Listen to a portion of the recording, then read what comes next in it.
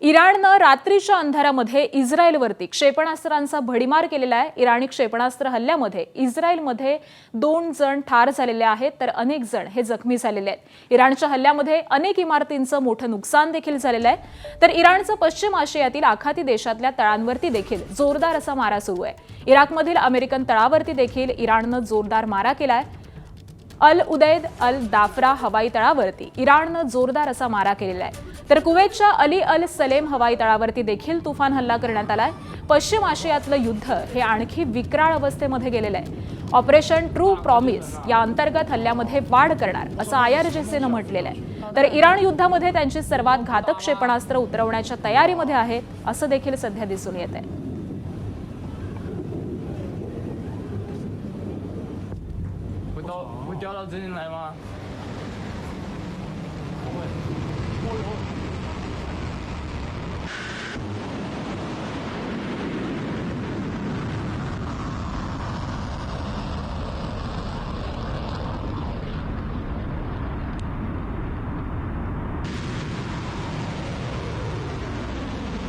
तर इस्रायलवरती इराणकडून रात्रीच्या वेळी हे हल्ले चढवण्यात आलेले आहेत। हल्ल्याचं प्रमाण हे आणखी तीव्र झाल्याचं कळतंय। अमेरिकेच्या अनेक तळांवरती देखील इराणकडून सातत्यानं हल्ले करण्यात येत आहेत।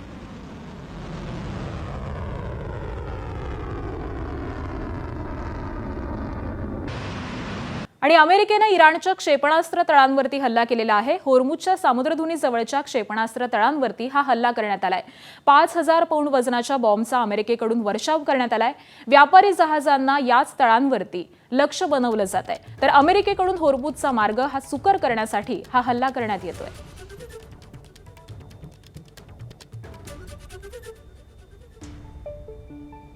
अमेरिका इस्रायल इराण युद्धाचा आज 19वा दिवस आहे आणि अशामध्येच आता इराण विरोधामध्ये अमेरिकन सैन्यामध्येच बंडाळी माजल्याची माहिती समोर आली आहे। त्याबरोबरच अमेरिकेच्या दहशतवाद विरोधी केंद्राचे प्रमुख जो केंट यांनी राजीनामा द्यायचं देखील समजतंय।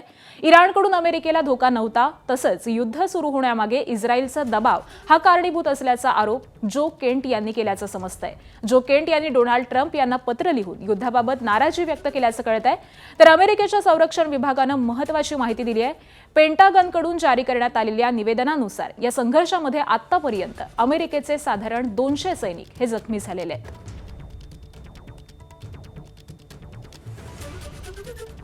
दरम्यान अमेरिकेचे अध्यक्ष डोनाल्ड ट्रम्प हे मित्र राष्ट्रांवरती आणि विशेषतः नाटो संघटनेच्या राष्ट्रांवरती संतापलेले आहेत। इराण विरुद्ध युद्धामध्ये ट्रम्प यांच्या आवाहनाला नाटो राष्ट्रांनी वाटाण्याच्या अक्षता लावल्या आणि त्यावरून ट्रम्प यांचा तिळपापड झालाय।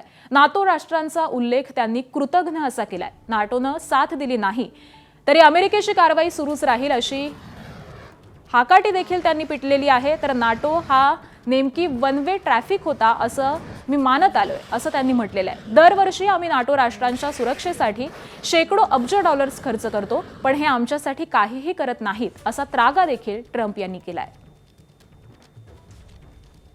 The NATO allies agreed with us, but they don't want to, despite the fact that we help them so much, we have thousands of soldiers in different countries all over the world, and they don't want to help us, which is amazing. I mean, amazing. And I didn't do a full court press because I think if I did, they probably would be. But we don't need help. That war has been long prosecuted as far as I'm concerned, almost from day one. We knocked out many of these things. We knocked out the Navy essentially in a couple of days. At the same time, they think we did a great thing by knocking them out. Nobody wants to have Iran or anybody, but nobody wants to have Iran with a nuclear, because these people are crazy. So everyone agrees with us, but they don't want to help. And we as the United States have to remember that, because we think it's pretty shocking. आणि दरम्यान मध्य पूर्वेतील वाढत्या तणावाच्या पार्श्वभूमीवरती जागतिक तेल पुरवठ्यावरती मोठं संकट निर्माण झालंय। जगातील महत्त्वाचे 3 तेल मार्ग हे धोक्यात आलेले आहेत। सर्वात महत्त्वाची होर्मुझची सामुद्रधुनी। ही होर्मुझची सामुद्रधुनी ओमानच्या आखाताला अरबी समुद्राशी जोडते। दुसरा महामार्गाचा मार्ग म्हणजे फुजैराह बंदर। तिसरा आणि तितकाच महत्त्वाचा मार्ग म्हणजे बाब अल मंदेब ही सामुद्रधुनी। सध्या या भागावरती हुती बंडखोरांचा ताबा असल्यामुळे इथल्या परिस्थिती ही अत्यंत संवेदनशील बनलेली आहे। या तिन्ही महत्त्वाच्या मार्गांवरील अस्थिरतेमुळे जागतिक तेल पुरवठा साखळीवरती मोठा परिणाम होण्याची शक्यता आहे। परिणामी तेलाच्या किमती वाढण्याची शक्यता असून त्याचा थेट परिणाम हा महागाईवरती आणि जागतिक अर्थव्यवस्थेवरती होऊ शकतोय।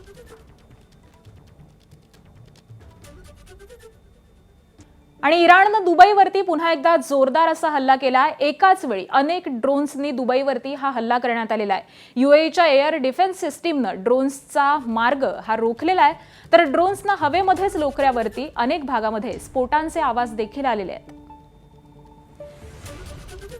काल देखील दुबईवरती अशाच पद्धतीनं जोरदार असा हल्ला करण्यात आलेला होता।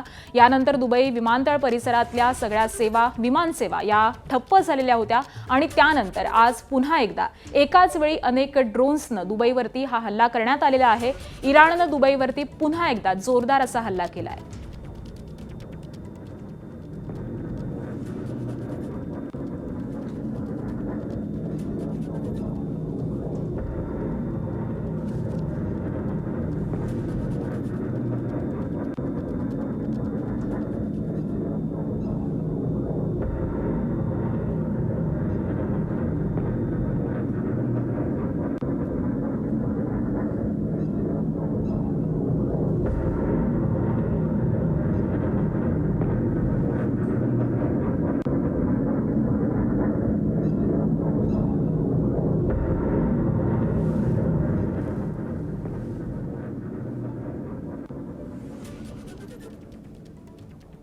आणि सध्या 3 तेल मार्ग हे बंद आहेत आणि यावरतीच तज्ञांनी नेमकं काय म्हटलंय आपण पाहूयात।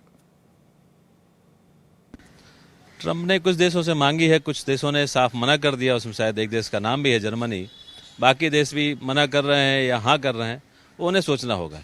लेकिन भारत ने अपनी स्थिति मजबूत बना रखी हुई है और राजनीतिक उस समय के हालातों को देखते हुए वो निर्णय जो लेगी सरकार वो भारत के पक्ष में होगा, भारत के हित में होगा।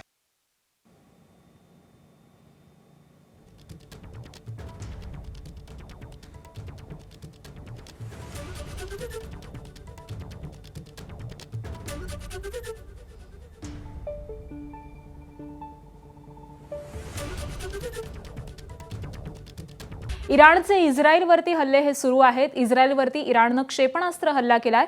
राजधानी तेल अविववरती इराणनं क्षेपणास्त्र डागलेले आहेत आणि त्यामुळे इमारतींचं मोठं नुकसान झालंय।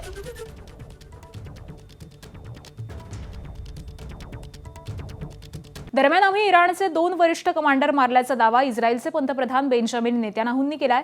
आमचं हवाई दल इराणच्या अनेक शहरांवरती हल्ले करत असल्याचंही पंतप्रधान नेतान्याहू म्हणाले।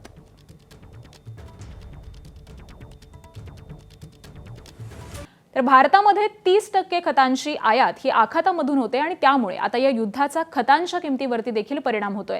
आगामी खरीप हंगामामध्ये लागणाऱ्या खतांच्या किमती या प्रति 50 किलो मागे 200 ते 250 रुपयांना महागलेल्या आहेत। युद्धस्थिती अशीच राहिली तर खरीपाच्या हंगामामध्ये खत टंचाई देखील निर्माण होण्याची शक्यता आहे। देशातल्या खत निर्मिती कारखान्यांकडच्या कच्चा माल देखील संपण्याच्या मार्गावरती आहे आणि यामुळे भारतीय खतांच्या उत्पादनाचा वेग हा मंदावलेला आहे आणि त्यातच 1 एप्रिलला केंद्र सरकार खत धोरण ठरवणार आहे। आता त्यामध्ये केंद्र सरकार सबसिडीबाबत काय निर्णय घेतं यावरती देखील खत दर वाढीचं गणित हे अवलंबून असणार आहे। इराण आणि अमेरिका इस्रायलमधल्या संघर्षाला तब्बल 19 दिवस उलटलेत आणि याच दरम्यान आता इस्रायलनं इराणमधील वरिष्ठ नेत्यांना आणि अधिकाऱ्यांना टार्गेट करायला सुरुवात केली आहे। इस्रायली हवाई दलानं काल रात्री इराणमधील अनेक ठिकाणांवरती हल्ले केले। या हल्ल्यामध्ये इराणचे सुरक्षा प्रमुख अली लारिजानी हे ठार झाल्याचा दावा इस्रायलनं केलाय। मात्र लारिजानी यांच्यावरील हल्ल्याच्या वृत्तावरती इराणनं कोणतीही प्रतिक्रिया दिलेली नाहीये। दरम्यान या हल्ल्यामध्ये पॅलेस्टीन इस्लामिक जिहादचे नेते अक्रम अल अझुरी आणि त्यांच्या गटाला देखील लक्ष्य करण्यात आल्याची माहिती मिळतेय। इस्रायल आणि अमेरिकेनं इराणच्या लष्करी तळांवरती भीषण हवाई हल्ला केला। या संयुक्त कारवाईमध्ये इराणच्या बसीज दलाचे अतोनात नुकसान झालेले आहे। अंदाजे 300 सैनिक आणि अनेक वरिष्ठ कमांडर ठार झाल्याची प्राथमिक माहिती आहे। इराणची राजधानी तेहरानमध्ये मोठा स्फोट झाल्याची माहिती समोर येते। हेसाराक परिसरामध्ये मंगळवारी झालेल्या या स्फोटाचा व्हिडिओ समोर आलेला असून परिसरामध्ये भीतीचं वातावरण निर्माण झालंय। इराण आणि अमेरिका यांच्यातील युद्धामुळे अनेक देश तेलाच्या संभाव्य संकटाचा सामना करत असताना श्रीलंकेनं एक अनोखा उपाय शोधलाय. प्रत्येक बुधवारी सार्वजनिक सुट्टी देण्याचा निर्णय श्रीलंकेनं घेतलाय. पश्चिम आशियातील सध्याच्या संकटाच्या पार्श्वभूमीवरती इंधनाची बचत करण्याच्या प्रयत्नामध्ये श्रीलंका सरकारनं हा निर्णय घेतलेला आहे. आजपासून शासकीय संस्था आठवड्यातून केवळ 4 दिवसच कार्यरत राहतील. ही सार्वजनिक सुट्टी शाळा, महाविद्यालयं आणि विद्यापीठ यांना लागू होईल, परंतु आरोग्य सेवा, बंदरं, पाणी पुरवठा आणि सीमा शुल्क यांच्यासारख्या अत्यावश्यक सेवांना ती लागू होणार नाही. पाकिस्तानच्या खोटारडेपणाचा बुरखा पुन्हा एकदा टराटरा फाटलाय. पाकिस्तानच्या खोटारडेपणाचा संयुक्त राष्ट्रानं पर्दाफाश केलाय. पाकिस्ताननं अफगाणिस्तानातील काबूलच्या रुग्णालयावरती बॉम्ब हल्ला केल्याच्या वृत्ताला संयुक्त राष्ट्रसंघांनीही दुजोरा दिलाय. संयुक्त राष्ट्रसंघांनी दोन्ही बाजूंच्या राष्ट्रांना शस्त्रसंधीचं आवाहन केलंय. 16 मार्चला रात्री साधारण 9 वाजता काबूलमध्ये पाकिस्तानच्या लष्करी कारवाई दरम्यान वैद्यकीय केंद्रावरती हवाई हल्ला झाला. या हल्ल्यामध्ये अनेक नागरिक हे ठार झालेले असून अनेक जखमी झाल्याची माहिती समोर आली. त्याबरोबरच अफगाणिस्तानच्या अधिकाऱ्यांनी याचा धक्कादायक व्हिडिओ हे देखील जारी केले. मात्र पाकिस्तानच्या कारवाईमध्ये अफगाण नागरिकांचा मृत्यू झालेला नाही, कोणत्याही रुग्णालयावरती हल्ला करण्यात आलेला नाही असा दावा पाकिस्ताननं केला. कतार एअरवेजनं काल 1600 भारतीय मायदेशी परतलेले आहेत. त्यासाठी कतार एअरवेजनं 5 विशेष विमानं ही चालवली. मुंबई, दिल्ली, कोची, तिरुवनंतपुरमसाठी ही विशेष विमानं चालवण्यात आली. आखाती देशामध्ये युद्ध सुरू असताना 1600 भारतीयांना सुखरूप भारतामध्ये आणण्यात आलंय. कारण काही लोकांना भीतीने जरी आपल्याकडे घरी गॅस असला तरी आणखी 2-4 सिलेंडर कुठून तरी मिळून आपल्याकडे साठा करून ठेवा, अशी सुद्धा परिस्थिती कधी कधी निर्माण होते. त्याच्यामुळे सुद्धा कृत्रिम टंचाई आपल्याला निर्माण झालेली कधी पाहायला मिळते. आमचं म्हणणं असं आहे की भारत सरकार आणि त्यांच्या कंपन्या सतत सांगता आहेत की LPG, PNG या गॅसचा साठा आमच्याकडे भरपूर आहे, त्याची काही काळजी करू नका.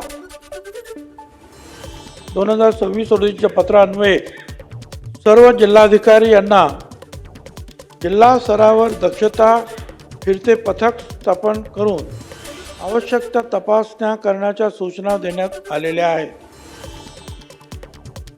राज्यात त्यांची अंमलबजावणी सुरू झाली आहे. घरगुती गॅसचा अवैध वापर, साठेबाजी व काळा बाजार यासारख्या अनियमितता करणाऱ्या व्यक्तींविरुद्ध जीवनावश्यक वस्तू अधिनियम 1955 मधील तरतुदीनुसार कठोर कारवाई करण्यात येत आहे. धाराशिवमध्ये पहाटेपासूनच गॅस एजन्सी बाहेर नंबर लावण्यासाठी लोकांची धडपड पाहायला मिळते. लहान मुलं, महिला, वृद्ध माणसं पहाटेपासूनच गॅस मिळवण्यासाठी रांगेमध्ये असल्याचं पाहायला मिळतंय. अनेकांच्या घरी गॅस संपल्यानं त्यांच्यावरती हॉटेलमधून पार्सल आणून जेवण्याची वेळ आली आहे. तर भाड्याच्या घरामध्ये चूलही पेटवता येत नसल्यानं अनेकांची अडचण निर्माण झाली आहे. धाराशिवमध्ये पहाटे 5 वाजल्यापासूनच गॅस एजन्सी बाहेर लोक रांग करतायत. गॅस मिळत नाही आहे म्हणून लोकांची जी धडपड सुरू आहे. आता रांगेत लोक आहेत, गॅस मिळत नाही म्हणून पहाटपासूनच रांगेत आहेत. हो, पहाटापासूनच आहे. काल OTPचा आलेला नाही, म्हणजे काल सकाळी बुकिंग केला होता गॅस, OTP काय आलेला नाही. आणि नंतरनं 4-5 वाजता आला. 4-5 वाजता आल्याच्या नंतरनं पहिली गोष्ट मी किरायाने राहतो, तिथं चुलीची काही व्यवस्था नाही आहे. मग त्याच्यानंतरनं हॉटेलमधून मी पार्सल आणलं. घरी माझ्या कुटुंबामध्ये आम्ही दोघं नवरा बायको फॅमिली, माझी 3 लेकरं आहेत आणि खाण्यापिण्याचे वांदे लय व्हायला लागले. आणि पहिली गोष्ट कामालाही जाता येईना आणि काहीच करता येईना. बारक्याला बी घेऊन आलं? हो, मग आता काय करणार. हो, शाळेत आहे की 8वीला आहे. किती वाजता उठलं होतं रे? 5 वाजता. 5 वाजता उठून आलं. घर गॅस नाही ना, मग खायची पंचायत काय आहे. किती दिवसापासून? मग 2-4 दिवस झाले की. मग इथं लाईन लागाली किती बी, नंबर लागत नाही, OTP येईना लवकर. मग काल OTP आल्यावर मग आज 5 वाजता आलो इथं. गॅस नाही, संपलाय गॅस. धुणं भांड्याला जावं लागतंय आम्हाला. मग धुणं भांड्याला गेल्याशिवाय आम्हाला मिळत नाही ना. इथं पाळीला कोण बसणार नाही, लेकरं नाहीत, कोण नाही, नवरा आंधळा, ऐकू येत नाही त्यांना. लोकांच्या घर फिरत मग ही नंबर आता सिलेंडर इथं कुठं ठेवून 2 घरचे कामं करून पुन्हा घेऊन जावं लागतं. गॅसच्या रांगेत तासनतास उभं राहण्याची वेळ येऊ नये म्हणून आता पहाटपासूनच गॅससाठी वाट पाहतायत. अप्पासाहेब शेळके, ABP माझा, धाराशिव. अमेरिकेचा होर्मुझचा मार्ग सुकर करण्याचे प्रयत्न, इराणच्या क्षेपणास्त्र तळांवर हल्ला, 5,000 पौंड वजनाच्या बॉम्बचा अमेरिकेकडून वर्षाव.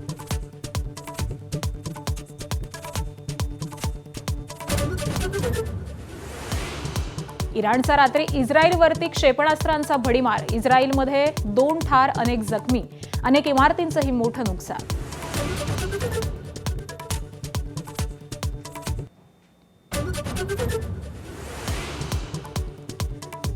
इराणविरुद्ध युद्ध पुकारणाऱ्या ट्रम्प यांना मोठा झटका, युद्धविरोधात अमेरिकन सैन्यातच बंडाळी माजल्याची माहिती. दहशतवाद विरोधी केंद्र प्रमुखांचा राजीनामा, तर संघर्षात 200 अमेरिकन सैनिक जखमी झाल्याचं समोर. व्यावसायिक गॅस तुटवड्याचा अन्नछत्राला फटका, पंढरपुरातील वारकऱ्यांसाठी मोफत चालवण्यात येणारं अन्नछत्र गॅस अभावी 4 दिवसांपासून बंद.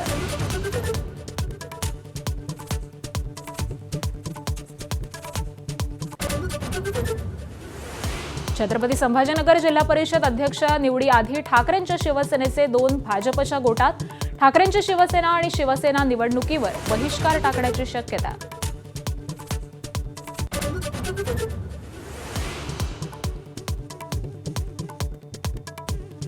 अहिल्यानगरमध्ये 6वीमध्ये शिकणाऱ्या चिमुरडीवर समाजकंटकाचा ऍसिड हल्ला, हल्लेखोराचा शोध सुरू, जिल्ह्यामध्ये 2 दिवसात मुलींवरती झालेल्या दुसऱ्या हल्ल्यानं महाराष्ट्र हादरला.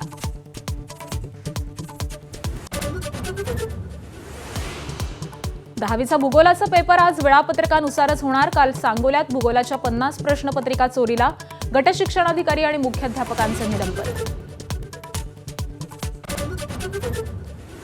ममता बॅनर्जी यांनी तब्बल 74 आमदारांना नाकारली उमेदवारी. 294 पैकी 251 जागांवरचे उमेदवार एकाच यादीत जाहीर. भवानीपूरमध्ये ममता बॅनर्जी विरुद्ध सुवेंदू अधिकारी सामना रंगणार. महाराष्ट्र विधिमंडळाच्या दोन्ही सभागृहामध्ये आज धर्मांतर विरोधी विधेयक हे मंजूर करण्यात येईल आणि यानंतर आज समाजवादी पक्षाचे नेते अबू आझमी विधानसभेमध्ये एक खासगी विधेयक सादर करणार आहेत. समाजवादी पक्षाचे आमदार गेल्या अनेक दिवसांपासून ईशनिंदा कायद्याची मागणी करत आहेत. आज हे विधेयक अधिकृतपणे सभागृहामध्ये मांडलं जाण्याची शक्यता आहे. या प्रस्तावित विधेयकामध्ये हिंदू, मुस्लिम किंवा कोणत्याही धर्माबद्दल, धार्मिक स्थळांबद्दल किंवा धार्मिक व्यक्तींबद्दल आक्षेपार्ह टिप्पणी केल्यास कठोर शिक्षेची तरतूद करण्यात आली आहे. पाकिस्तानात या आधीपासूनच ईशनिंदा कायदा अस्तित्वात आहे, मात्र त्याचा वापर तिथं अल्पसंख्याक समाजावरती मोठ्या प्रमाणामध्ये अत्याचारासाठी केला जातो.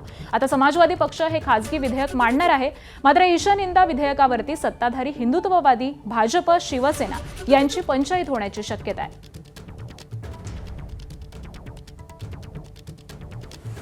तर पाकिस्तानातील ईशनिंदा कायदा नेमका काय आहे आपण जाणून घेऊयात. इस्लाम प्रेषित मोहम्मद यांचा अपमान रोखण्यासाठी ईशनिंदा हा कायदा आहे.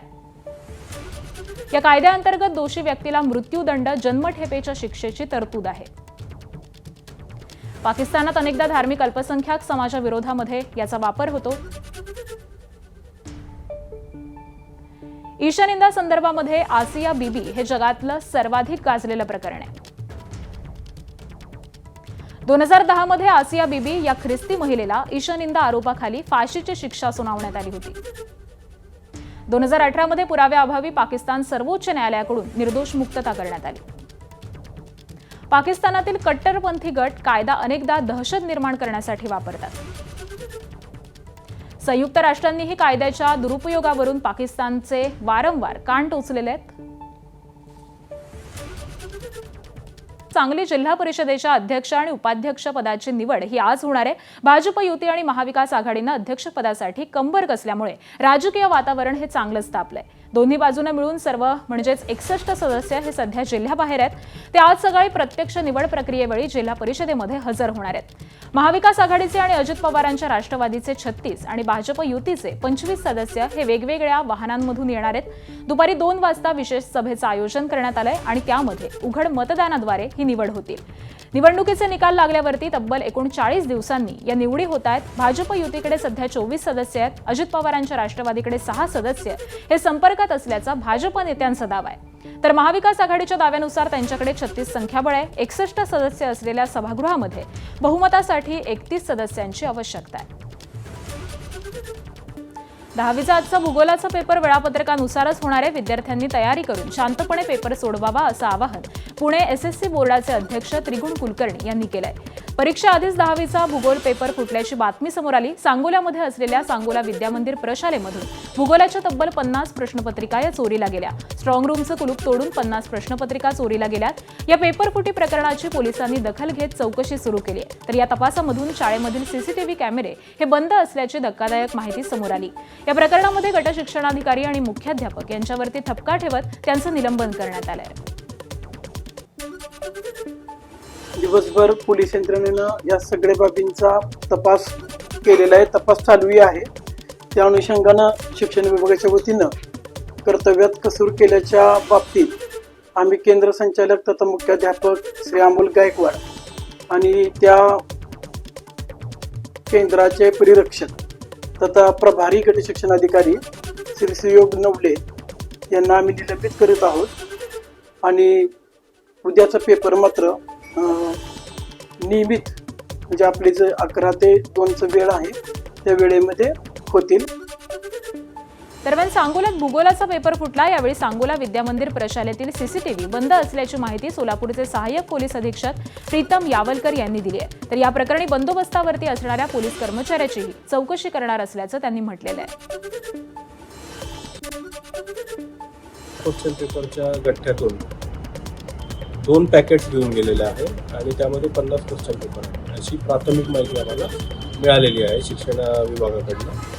आम्ही इथे पाहणी केली तर ज्या रूममध्ये ते गठ्ठे ठेवण्यात आले होते क्वेश्चन पेपरचे त्या रूमला जे लॉक लावलेलं आहे ते लॉक कटरने कट केलेलं आम्हाला आढळून आलेलं आहे. आम्ही आमचे फॉरेन्सिक एक्सपर्ट, डॉग स्क्वॉड आणि फिंगरप्रिंट एक्सपर्ट यांना बोलवलेलं आहे आणि त्यांच्या मार्फतीने आणि आमच्या लोकल पोलीस स्टेशनची टीम आणि आमची लोकल क्राईम ब्रांचची टीम यांच्या मार्फतीने पुढील तपास करत आहोत. अमरावती महानगरपालिकेची सर्वसाधारण सभा पार पडली. शहराचा विकास आणि नागरिकांच्या अडीअडचणी सोडवण्यासाठी धोरणात्मक निर्णय घेण्यासाठी आमसभेचं आयोजन करण्यात येतं. मात्र काल झालेल्या आमसभेमध्ये सभागृहातील सदस्यांना खरंच याचं गांभीर्य असतं का असा प्रश्न अमरावतीकरांना पडलाय. काल झालेल्या आमसभेमध्ये मनपाच्या व्यापारी संकुलाचे भाडेवाढ आणि नवीन करासंबंधी चर्चा सुरू असताना नगरसेवक चक्क मोबाईलवरती गेम खेळताना दिसून आले तर कुणी नाश्ता करण्यामध्ये व्यस्त होतं. काही जण हे मोबाईल चाळताना दिसले. हे चित्र बघून नगरसेवकांना खरंच नागरिकांच्या हिताचे विषय हे सभागृहामध्ये मांडण्यात काहीसा रस आहे का की नाही असा सवाल उपस्थित झालाय. आपल्यासोबत बोलण्यासाठी शिवसेना आणि काँग्रेसचे युवा कार्यकर्ते आपण त्यांच्याशी बोललो. तुम्ही शिवसेनेचे आहे परंतु पक्ष नका हे नाही सांगत, पण मला सांगा की आमसभेमध्ये हे दृश्य योग्य आहे? आमसभा ही अमरावतीकर नागरिकांच्या समस्यांचं निराकरण करण्यासाठी असते. आता आपण पाहत असाल तर गेल्या 2 दिवसावर गुढीपाडवा येऊन ठेपला आहे. PM योजनेचे घरं अजून अलर्ट करण्यात आले नाही. गेल्या 2 दिवस आधी एक नाश्ता विक्री करणारा महानगरपालिकेच्या दौऱ्यावर भेटला. अक्षरशः त्याच्या डोळ्यात पाणी अश्रू होते की त्याला अजून त्याचं हक्काचं घर मिळालं नाही, जे घर त्याला या येणाऱ्या गुढीपाडव्याला मिळणार होतं. आजची आमसभा पाहता एकाही नगरसेवकाने सदस्याने गरिबांना घरकुल मिळेल, त्यांना गुढीपाडव्याला आम्ही गिफ्ट देऊ असं कोणी त्याचा उल्लेख साधा ब्रसुद्धा काढला नाही. कचरा ठेका हा 260 कोटीचा 7 वर्षासाठी देण्यात आला आहे. कचरा ठेकेदाराचे सदस्य किंवा पार्टनर असल्यासारखे आज नगरसेवक वागत आहे. या विरोधात कोणी शब्द काढायला तयार नाही. उलट हा ठेका काढून आमच्या जवळच्या ठेकेदाराला कसा ठेका मिळेल याच्यासाठी त्यांची स्पर्धा सुरू आहे. आज सुद्धा आमसभा ठेवण्यात आली होती, परंतु मागच्या स्वच्छतेबाबत या आमसभेत महापौरांनी स्वतः सांगितलं होतं की स्वच्छतेबाबत या आमसभेत कुठलाही विषय घेण्यात येणार नाही. मग विषय कुठला घेण्यात येईल? धोरणात्मक निर्णय घेण्यात आले नाही आजच्या आमसभेत. आजच्या आमसभेत तुम्ही ज्या प्रकारे सांगितलं की सगळे नगरसेवक आपापल्या याच्यात व्यस्त होते. समोरील 4-5 नगरसेवक सोडले बोलताना की बाकी नगरसेवक त्या महापालिकेत आहे की नाही अशी परिस्थिती निर्माण झालेली आहे. नाशिक महानगरपालिकेची आज महासभा होणार आहे. पाठपुराव्यासह इतर विषयावरती आज महासभा पुन्हा एकदा गाजण्याचे चिन्ह ही नाशिकमधल्या अनेक महत्त्वाच्या मुद्द्यांवरती सत्ताधारी आणि विरोधक नगरसेवक प्रशासनाला जाब विचारतात. मागील महासभेमध्ये देखील पाण्याचा आणि रस्त्याचा मुद्दा हा गाजलेला होता. सत्ताधारी नगरसेवकांकडूनच देखील पाण्यासाठी आंदोलन करण्यात आलं होतं आणि त्यामुळे आजच्या सभेकडे सगळ्यांचंच लक्ष लागलंय. छत्रपती संभाजीनगर जिल्हा परिषद अध्यक्ष आणि उपाध्यक्ष निवडणुकीआधी ठाकरेंच्या शिवसेनेचे 2 सदस्य हे गायब झालेले आहेत। दोन्ही सदस्य भाजपच्या गोटात गेल्याची माहिती आहे। जिल्हा परिषद सदस्य संजय निकम आणि ललिता सोनवणे भाजपच्या गोटात गेल्याची माहिती आहे। दोन्ही शिवसेना एकत्र येण्याची चर्चा काल सुरू होती, मात्र गणित जुळत नसल्यामुळे ती आता धूसर झाली आहे। ठाकरेंची शिवसेना जिल्हा परिषद अध्यक्ष आणि उपाध्यक्ष पदाच्या निवडणुकीमध्ये बहिष्कार टाकण्याची शक्यता आहे। शिवसेना ही निवडणुकीवरती बहिष्कार टाकण्याचा निर्णय घेऊ शकते, अशी सूत्रांची माहिती आहे। महाराष्ट्राचे मुख्यमंत्री देवेंद्र फडणवीस दिल्ली दौऱ्यावरती असतील। भारतीय जनता पक्षाच्या केंद्रीय निवडणूक समितीची बैठक ही संध्याकाळी 7 वाजता भाजप मुख्यालयामध्ये सुरू होणार आहे। या बैठकीला समितीचे सदस्य म्हणून देवेंद्र फडणवीस अपेक्षित आहेत। केरळ, पश्चिम बंगाल, आसाम, तमिळनाडू, पॉंडिचेरी या 5 राज्यांच्या निवडणुकांकरता विधानसभा उमेदवारांच्या नावांवरती केंद्रीय निवडणूक समितीमध्ये चर्चा होऊन शिक्कामोर्तब होईल।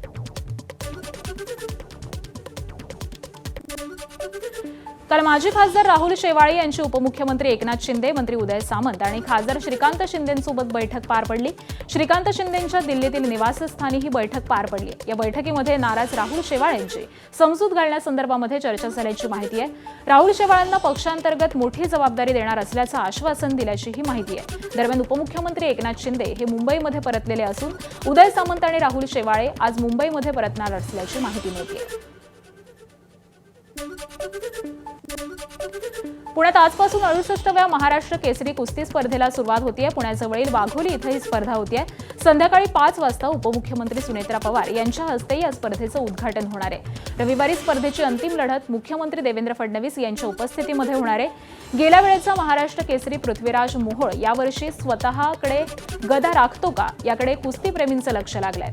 याआधी महाराष्ट्र केसरी स्पर्धा जिंकलेले शिवराज राक्षे, सिकंदर शेख, पृथ्वीराज पाटील, हर्षवर्धन सदगीर यांच्यासह वेताळ शेळके, माऊली कोकाटे या बहरामध्ये असलेल्या पैलवानांचं पृथ्वीराज मोहोळला आव्हान असेल आणि त्यामुळे स्पर्धेची उत्सुकता ही शिगेला पोहोचली आहे। पंढरपूर चंद्रभागेच्या पलीकडील तीरावरती भाविकांसाठी चालवलं जाणारं इस्कॉनचं मोफत अन्नछत्र गेल्या 4 दिवसांपासून गॅस तुटवड्यामुळे बंद पडलंय। आंतरराष्ट्रीय स्तरावरती सुरू असलेल्या युद्धजन्य परिस्थितीमुळे निर्माण झालेल्या इंधन टंचाईचा हा थेट फटका हजारो वारकऱ्यांना बसतोय। गॅस लवकरात लवकर उपलब्ध करून द्यावा अशी विनंती शंकर आरण्य प्रभू यांनी केलेली आहे। जवळजवळ 3-4 दिवसापासून हे अन्नदानाची सेवा पूर्णतः थांबवलेली आहे। आता चुलीवरती काम चालू आहे, तेही पण 1-2 दिवसामध्ये संपण्याची शक्यता आहे पूर्णपणे। आणि त्याचबरोबर इस्कॉन पंढरपूर मंदिराच्या मध्ये जे 2 रेस्टॉरंट आहेत, रेस्टॉरंटही पूर्णपणे आम्ही थांबवलेलं आहे। कारण चुलीवरती किती दिवस आपण शिजवणार, लाकडाची खूप तुटवडा भासत आहे। कारण नैसर्गिक दृष्टिकोनातून ते बी एक मोठा आपत्ती आपल्याकडून होणार असल्यामुळे आम्ही ते झाडे पण कट करू शकत नाही। तर आमचं एवढंच विनंती आहे की सरकारांना लवकरात लवकर ही इस्कॉन पंढरपूर मंदिराला गॅसची सुविधा उपलब्ध करून देण्यात यावी। युद्धजन्य परिस्थितीमुळे व्यावसायिक गॅस सिलेंडरचा तुटवडा निर्माण झालेला असून त्याच्या वाढलेल्या किमतींमुळे यंदा गुढीपाडव्याचा गोडवा हा महागणार आहे। व्यावसायिक गॅस वेळेवरती मिळत नसल्यामुळे आणि महागल्यामुळे श्रीखंड उत्पादक अडचणीमध्ये सापडलेत। वाढत्या खर्चामुळे श्रीखंडाचे दर हे 300 रुपयांवरून आता 350 रुपये प्रति किलो इतके पोहोचलेले आहेत। रॉ मटेरियल आमचं सर्व जो प्लास्टिक बॅगे होते, तुपाचे, दुधाचे, श्रीखंडाचे जे कंटेनर आहे सर्व महाग झाले। त्याचे 40-40, 50-50 रुपये प्रति किलो मागे वाढलेले आहे रेट। आणि रिटेल काउंटरलाही श्रीखंड 1 तारखेलाच आम्ही 20 रुपये प्रति किलो वाढवला। हीच परिस्थिती पुढे चालत राहिली तर अजून 5 ते 10% श्रीखंड, आम्रखंड, तूप यांचे रेट वाढतील।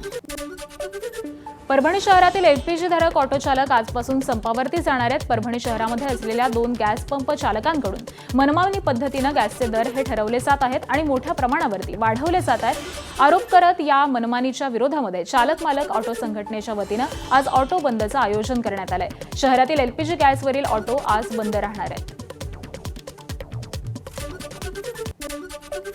सोलापूर जिल्ह्यातील अक्कलकोट तालुक्यातील अनेक गावांमध्ये आज रात्री अचानक गारांचा जोरदार पाऊस झाला। गारपिटीमुळे शेती पिकांचं मोठ्या प्रमाणामध्ये नुकसान झाल्याची प्राथमिक माहिती आहे। काही ठिकाणी वादळी वाऱ्यामुळे वीज पुरवठा देखील खंडित झाला होता। धाराशिवच्या लोहारा आणि उमरगा तालुक्यामध्ये अवकाळी पावसासह गारपिटीचा तडाखा बसलाय। झालेल्या गारपिटीमुळे शेती पिकांचं मोठं नुकसान झालंय। कडाक्याच्या उन्हाळ्यामध्ये अचानक आलेल्या या पावसानं शेतकऱ्यांचं नुकसान केलंय। काढणीसाठी तयार असलेला कांदा, ज्वारी आणि गव्हाच्या पिकाचं मोठं नुकसान झालंय। अवकाळी पाऊस आणि गारपिटीमुळे शेतकऱ्यांच्या चिंतेमध्ये भर पडली आहे।